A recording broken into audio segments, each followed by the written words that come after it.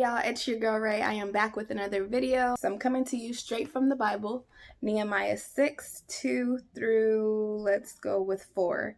And it says, they sent me a message. They asked me to come to meet them in one of the towns on the plain of Ono. But I knew that they were trying to kill me, so I sent them back a message. I am doing a great work. I said, why should I stop to come and visit with you? 4 times they sent me the same message.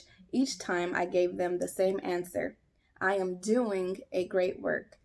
And before we jump into that, I just want to go back to the beginning of Nehemiah. And in chapter 1, some fellow Jews come and into the town, and Nehemiah asks them, like, how is the city? How are the people? And they tell him that they're not doing well and that the wall in Jerusalem is still destroyed, which means that the city and the people were left unprotected. So in Nehemiah 1 and 4, he says, when he heard the news, he sat down and he mourned and he fasted and prayed before God. And let's just say he went into his prayer closet. And for those who don't know what a prayer closet is where you go into God and you let it out. You let God have it. Whatever's on your heart or your mind, you go in there and you leave it in there. And, you know, when you go into your prayer closet, you go in there weak and defeated and just crying a hot mess, right? But when you come out that thing, baby, you come out with the strength and the courage and the confidence. You come out like a roaring lion. You hear me? You feel unstoppable. Like there is nothing that you cannot do. Once you come out of prayer and fasting, you have been refreshed. You have been rejuvenated, okay? And after he was done being emotional, he went into prayer and fasting and he talked to God to get some guidance, to get a solution, right? And then when we jump down to the 5th through 11th verse, it tells us that what he did, he talked to God, he repented, and he said a prayer. And in this prayer, he requested for God to grant him favor with the king. So the first thing I want to point out is prayer. So whenever you see a problem, pray. Whenever something is paining you, pray. Whenever something is weighing heavy on you, pray about it. Because there is the answer, and his name is Jesus, the one who knows all and sees all. I told y'all. So if anyone can fix it, God can. And he will give you a vision. He will give you favor with that vision. And the fact that Nehemiah asked God, when you read it, he asked God for favor with the king means that somewhere in his prayer, he had received something. It means that God had dropped something in his spirit. So my point number 2 is, after he prayed, he received a vision. And if you're trying to build anything, whether it be a brand, a business, or a relationship, go to God and get a vision. So let's just say when he came out that prayer closet, he came out with a vision, okay? And the last thing I wanted to point out is in verse 11, he ends with saying that I am a cupbearer, which is very important because the cupbearer back in those days were in close proximity with the king. Meaning he was the one serving him the beverages, and if the king thought it was poisoned, guess who was going to taste it? Nehemiah. So Nehemiah was considered a trusted source. And as we go into chapter 2, and y'all please read the story so you can understand everything that I'm talking about. But when you go into chapter 2, it says that he was tending to the king and that he was sad, and the king asked him what's wrong. And so that right there, God granted his request because Nehemiah would normally be tending to the king, right?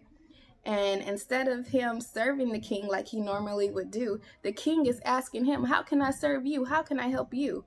And y'all better hear me when I say that God can do the impossible. And that was our theme for Women's Day today, which is why I'm like so excited right now to share this, because God can do the impossible. He can make people in high places come down and see about you, which leads me to point number 3, favor. And just like God hardened Pharaoh's heart, in Proverbs 21:1, it says, the king's heart is in the hand of the Lord. As the rivers of water, he turns it whichever way he wants to. This is the reason why you could get the job with no degree. This is the reason why you could get the house with bad credit. This is the favor of God going before you.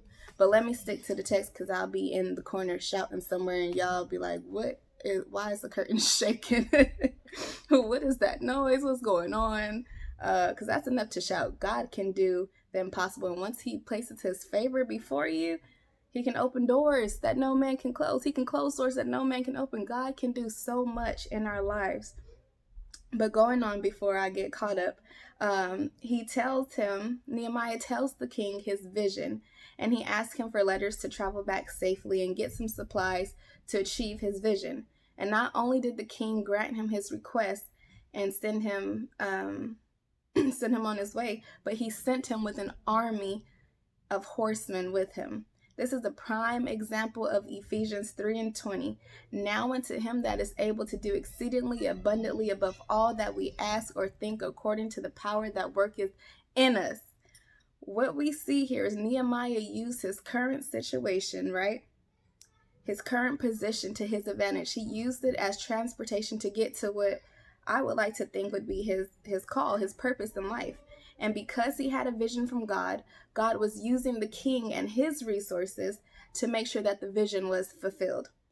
And just a little side note here, when you were pursuing vision or when you were telling people your vision, be specific. Habakkuk, I don't know how to say that, says 2:2 says, write the vision and make it plain so that one who reads it will run. So when they asked you, how can I help you? What is your need?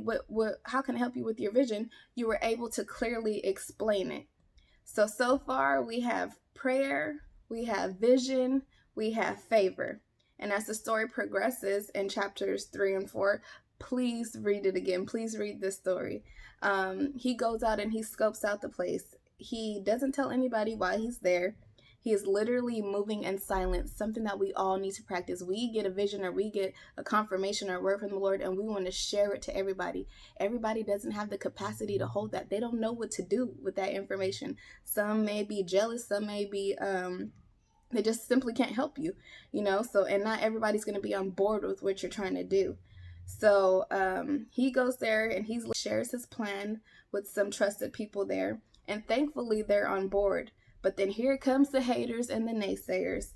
They're like, yeah, you can go ahead and try to build that wall. It'll never work. Woo, woo, woo. They try to sabotage his plans and they actually try to kill him.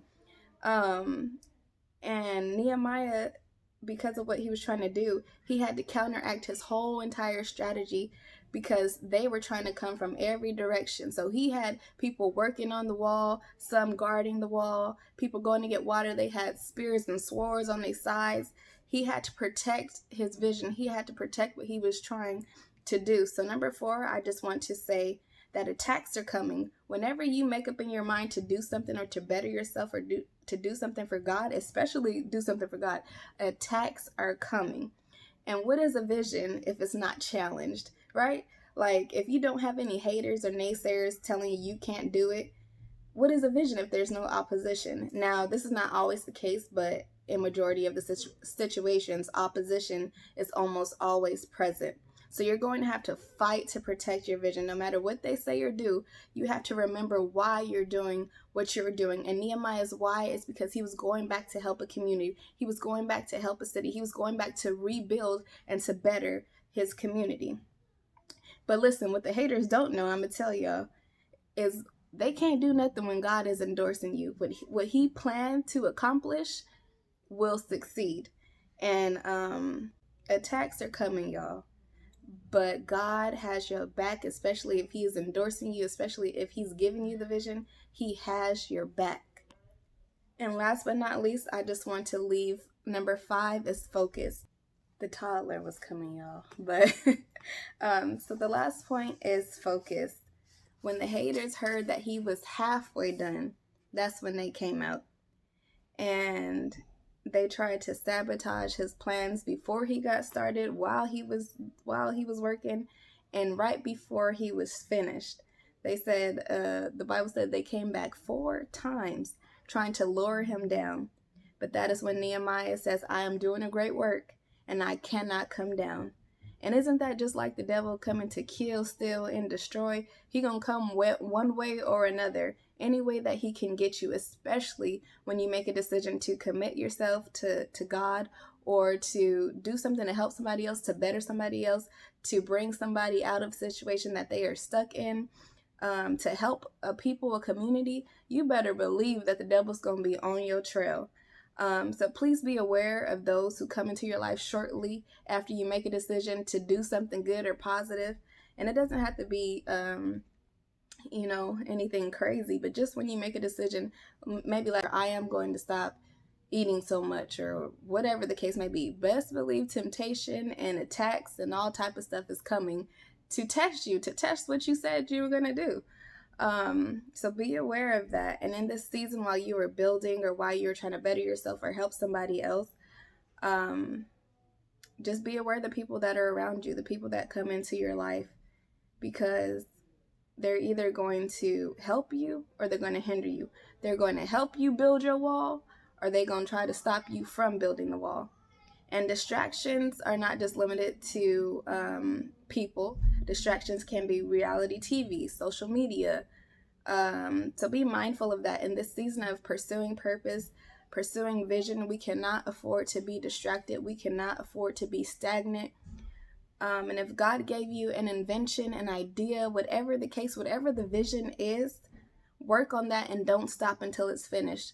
It said it took them 52 days to complete the wall because of everything that was going on. He had to counteract so many problems and complaining and attacks. Like, he had to do so much just to get this wall finished. And as you are pursuing vision or purpose, whatever the case may be, you're going to have to do the same thing. You're going to have to adapt and adjust, but focus on what it is and remember your why you're doing what you're doing. So I just want to take this moment and challenge you for the next 3 months, because it said 52 days, right? So for the next 3 months, I want you to pray, and I pray that God will give you a vision. He will give you something to do. He will give you a strategy on how to do it, and he will give you protection on how to protect whatever it is that he has placed on your heart.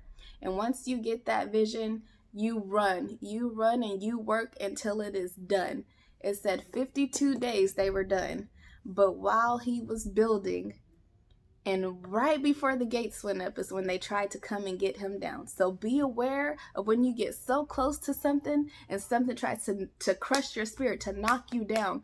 Be aware that that is the trick of the enemy, and he is already defeated. You continue to work, you continue to press, you continue to hold on. So whatever it is, if it's health, if you want to be healthy, practice that. Practice for these next 3 months, eating right, drinking water, doing all the things that you need to do. It doesn't have to be anything crazy. Again, just get one thing to work on and to just better yourself, better people, help those around you, and watch God work. I have my toddler son, so I try to do this super quick, is why I talk so fast, but I hope that the message was relayed and that it was received. Thank you for watching. Please like, comment, share, subscribe. God bless you. I love you so much. You guys be blessed, and in the comments below, talk back to me. I want to see you win this season. It is harvest season. I know, at least for me, I'm going after everything that God has promised me. Y'all pray for me. Haters, naysayers, whatever the case may be, they just make you stronger. So don't give up. Keep pressing on, right? God bless y'all. I love you so much. I'm out of here. Bye.